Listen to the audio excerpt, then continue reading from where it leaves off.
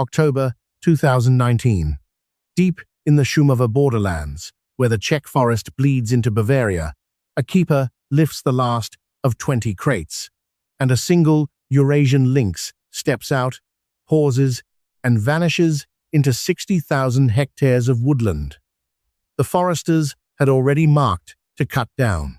Before we go any further, if you like true comeback stories like this one, take a second and subscribe.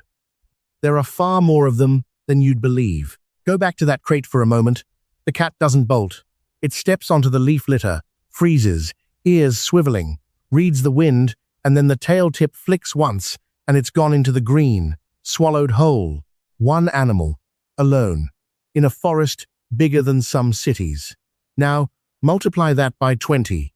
That was the entire plan. 20 cats. One dying forest. On paper, the odds were laughable, and everyone who worked that ground knew it.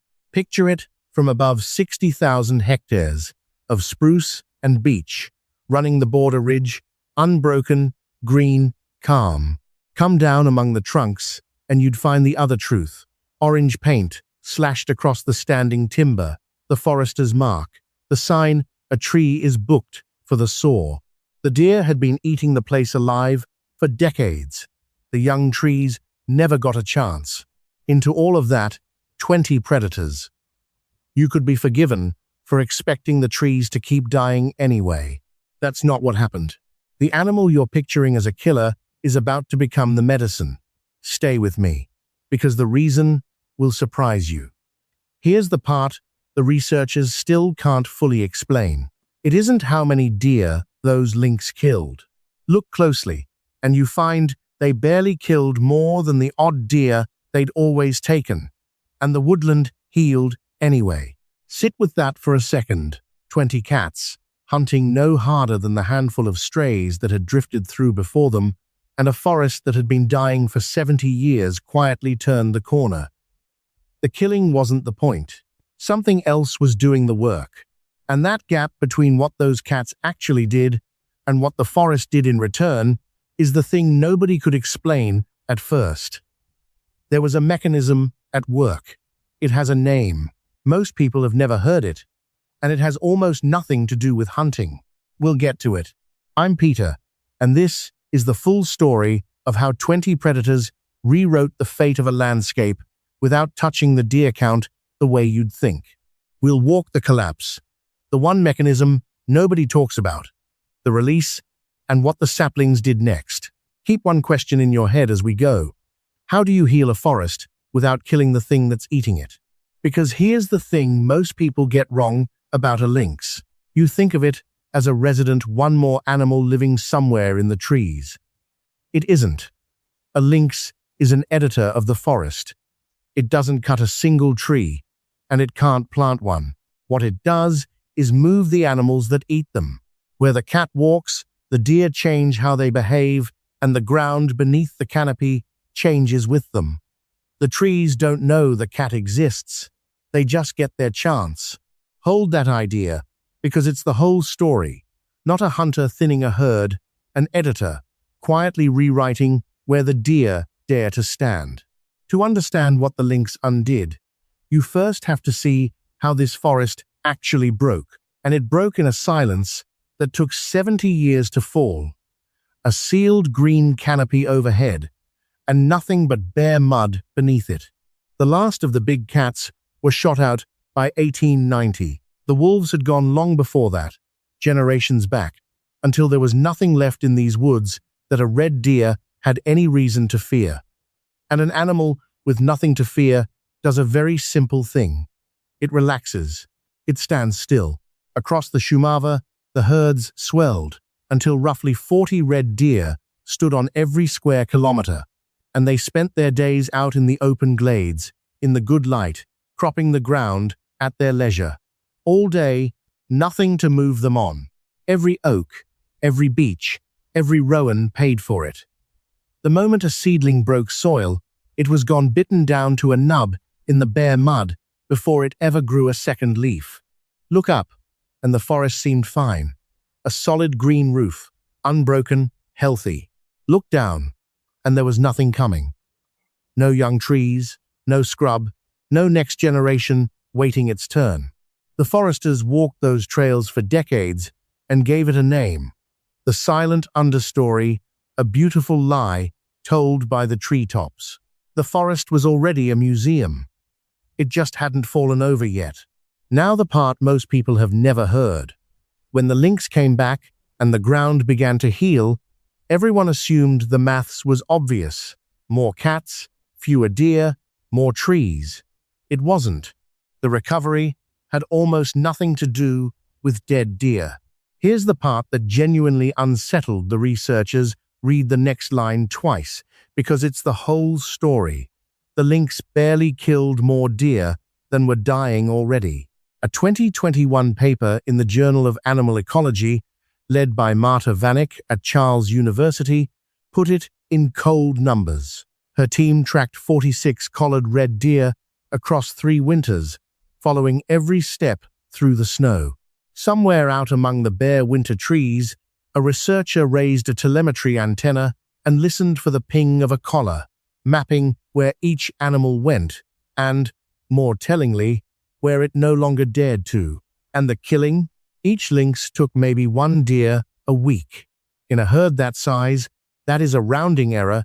You could lose that many animals, and the population wouldn't so much as flinch. Whatever fixed this forest, it was not the body count. So what did? It has a name. The landscape of fear. Stay with me, because it's simpler than it sounds. The deer weren't dying in greater numbers. They just lost the ability to read their own home. For 70 years, they had known exactly where it was safe to stand. And the answer was everywhere. Now, somewhere in the thickets and the shaded browse lines, a cat was lying flat and patient, eyes on the ground where they fed. The deer couldn't see it. They could only feel that it might be there. Picture yourself in that forest. You're not being hunted any more often. You're just never sure where the danger is. What would you stop doing? You'd stop lingering. You'd stop standing for hours in the one lush hollow with your head down. And that is exactly what the deer did. They ate on the move now, nervous, quick, and gone. This was the lynx doing the only thing it has ever done. Not cutting the trees, but moving the animals that eat them. The fear achieved what the killing never could. It lifted the herd off the ground, just long enough for the ground to answer. And the thing that set all of this in motion was almost embarrassingly simple. No culls, no fences, no thick binder of a management plan.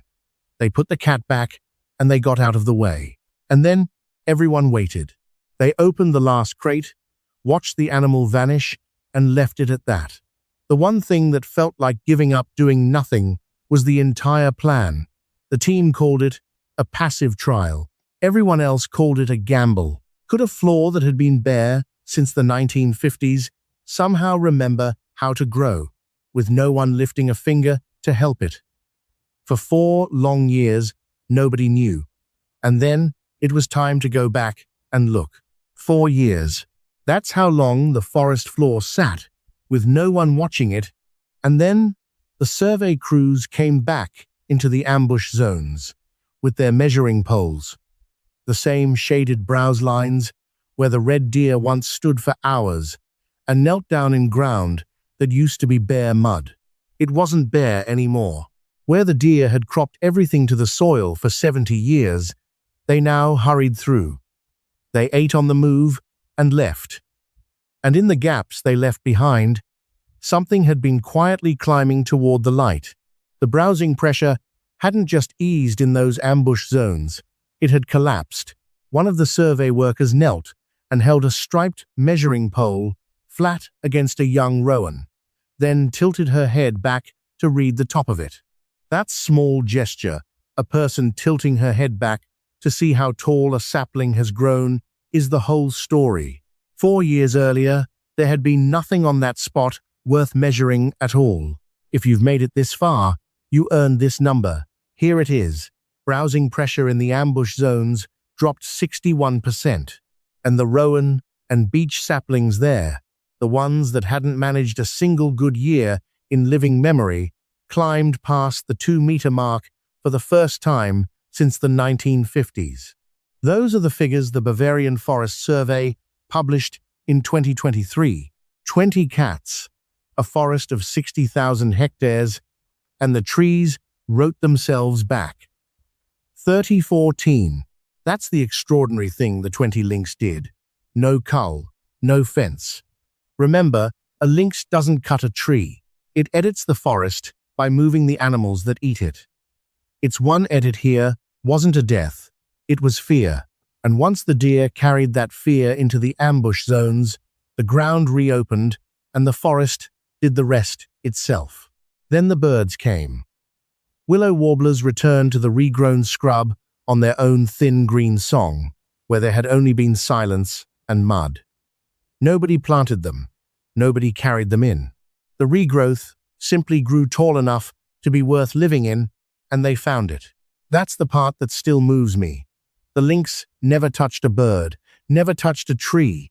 It touched fear, and life did the rest of the work itself. I want to be honest about what this does not solve. 20 lynx cannot outbreed a highway. The roads still cut the forest into pieces. A cat cannot safely cross, and poaching still kills roughly 1 collared lynx a year. In these hills, a bullet, a snare, a body that stops sending its signal. A young lynx, following a scent line, hits 4 lanes of traffic and simply stops. The forest continues on the far side, but for that cat, it may as well be an ocean. This is a fragile, watched thing. A handful of animals held in place by luck and patience and a few people who care. Not a victory. A beginning that could still be undone. And yet, long before anyone dreamed of bringing the cat back, the old Shumava villagers had a word for it: rise. In the village of Cavilda, that word is carved into weathered stone above a doorway, cut there a century ago by people who never expected to see one in the flesh. You can still fit your fingers into the grooves of the letters. They kept the name warm through 70 silent years. Through every winter, the forest stood empty. And then, one October, the cat came back to a place that had been holding its name. Tell me in the comments which comeback I should walk next.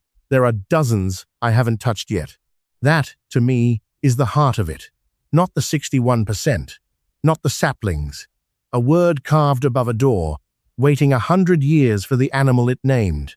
Think back to that first crate in the borderland dusk. One keeper, one latch, one cat, pausing at the mouth of a forest everyone had already marked to be cut down. Nobody watching that moment could have known the woodland would climb back toward the light, not because the lynx killed the deer, but because it taught them to be afraid again. Subscribe if you want the next one. There are more of these comeback stories than you'd believe. Far more. Thanks for watching.